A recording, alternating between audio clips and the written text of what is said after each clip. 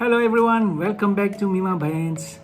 I'm very glad you keep watching my video. Today's topic, I would like to continue for part 2. Part 2 is related on the airbag malfunction consult with workshop that I received in the part 1.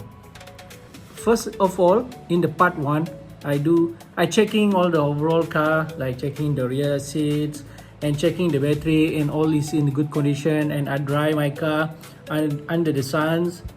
And then for today, the warning sign is still there. My understanding that even the issue is solved, but we need to clear the fault code in the workshop, or if you have or you know how to using the OBD scanner diagnosis, so you can just remove or erase by using a device.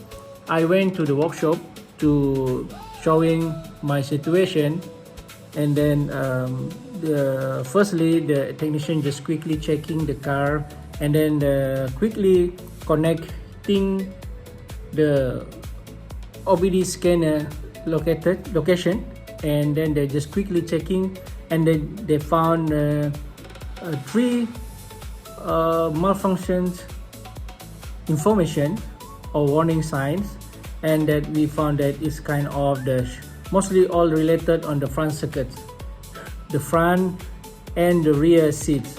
So I believe that this is happened since I cleaning my car by using the foam. Or please don't do the same mistake as me.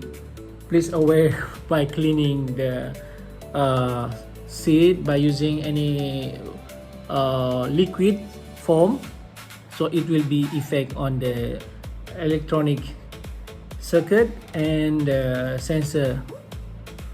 Alright, so after the technician helping me to checking and analyze the failure code, and then after that they just quickly remove the failure code by using a device, and right now it's very clear. It's 0 message for this time. We can it's back to normal. Alright guys, I think this is just my information to share you guys about my experience. I hope it can helpful you guys. And then alright, I really glad that I can fix today. Please stay tuned on my next episode. Bye bye.